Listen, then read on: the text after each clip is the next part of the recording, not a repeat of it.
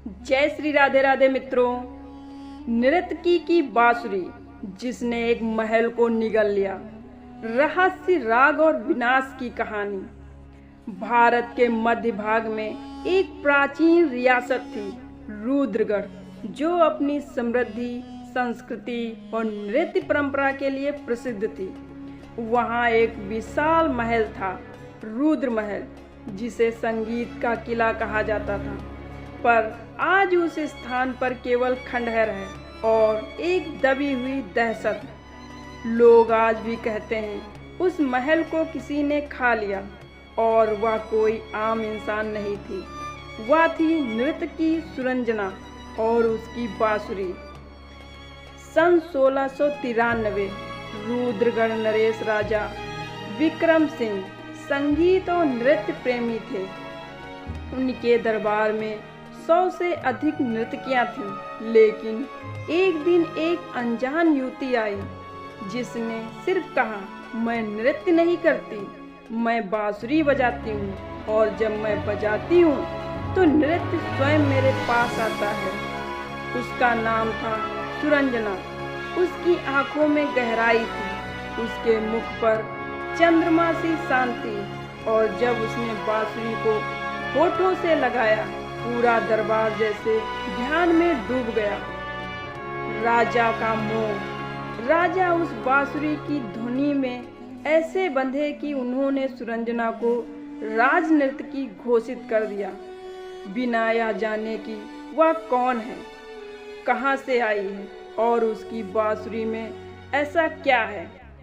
हर पूर्णिमा की रात वह रुद्र महल में नृत्यशाला के बीच बैठती और बांसुरी बजाती। लोग कहते थे उसके संगीत पर छाया, वायु, जल, अग्नि सब थिरकने लगते थे।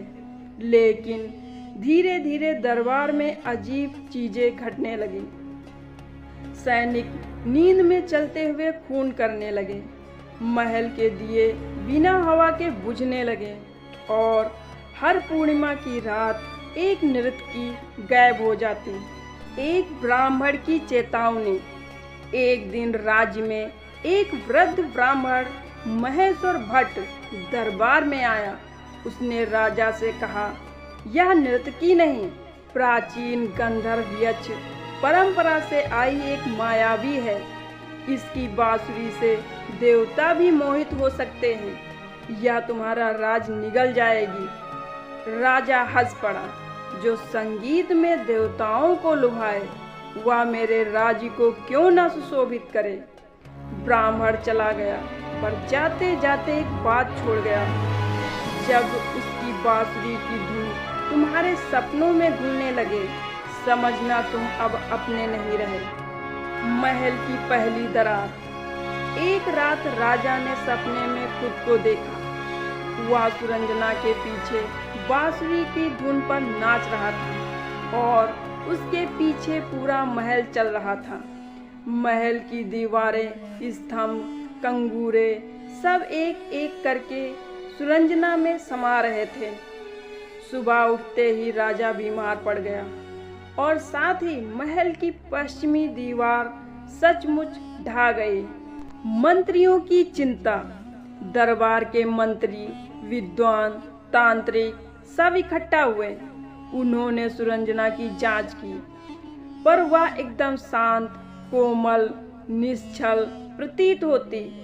जब उससे पूछा गया, तुम कौन हो, उसने उत्तर दिया, मैं वहां से आई हूँ जहां बांसुरी की धुन से ही जीवन रचा जाता है, जहां नृत्य, विनाश और सृजन तीनों साथ चलते हैं। किसी को कुछ समझ नहीं आया, लेकिन मंत्री प्रणव मिश्रा को एक शक हुआ। प्रणव की खोज। प्रणव मिश्रा रात्रि में सुरंजना के कक्ष में छिपकर बैठ गया। आधी रात को सुरंजना उठी, बांसुरी उठाई और बजाना शुरू किया, और फिर उसने जैसे ही एक विशेष राग छेड़ा, उसके शरीर से धुआं निकलने लगा। उसके पीछे पीछे दीवारें की दरारें खुली, और महल का एक हिस्सा सच में अदृश्य होकर उसी की बांसुरी में समा गया। प्रणव भयभीत हो गया। सुरंजना ने उसकी ओर देखा और मुस्कुराई। देखा, मेरी बांसुरी सिर्फ संगीत नहीं, ये आत्मा खींचती है, स्मृति पीती है और इतिहास निगल जाती है। विनाश का आरंभ। अब हर पूर्णिमा पर पूरा महल कांपता। लोग भागने लगे, सैनिक पागल हो गए और राजा विक्रम सिंह वह बांसुरी की धुन में ऐसे डूब गए कि एक दिन उन्होंने स्वयं सिंहासन चला दिया।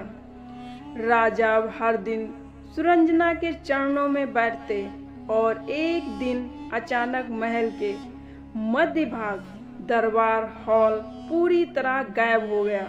सुरंजना का रहस्य खुलता है। ब्राह्मण महेश्वर भट्ट वापस लौटा। उसने कहा, यह कोई साधारण नृत्यकी नहीं, यह नाद विलानी है, ब्राह्मण के पुराने रागों की सजीव आत्मा।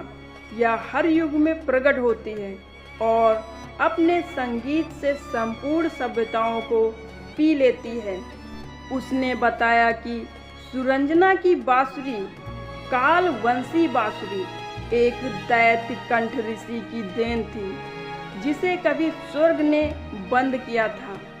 पर रुद्रगढ़ की भूल ये थी कि उन्होंने उसे फिर से जगाया। अंतिम रात, महल का अंत। सन 1699, रुद्रगढ़ की अंतिम पूर्णिमा। सभी बचे हुए दरबारी, रचकों और सेवकों को सुरंजना ने अपने संगीत से मोहित किया। वे सब महल की छत पर इकट्ठा हुए और जैसे ही सुरंजना ने राग विसर्जन छेड़ा, पूरा महल प्रकाश में बदलने लगा। लोग हवा में विलीन होने लगे, कंगूरे सागर की तरह लहराने लगे और एक विशाल आकृति बांसुरी से निकलती सुरंजना की आत्मा आकाश में फैल गई।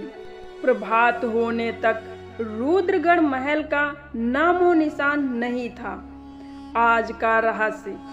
आज उस स्थान पर एक वीरान मैदान है, पर कहते हैं कभी कभी पूर्णिमा की रात वहाँ बांसुरी की धुन सुनाई देती है और जो वहाँ बैठकर उस धुन को सुनता है वह धीरे धीरे अपने जीवन की यादें खोने लगता है।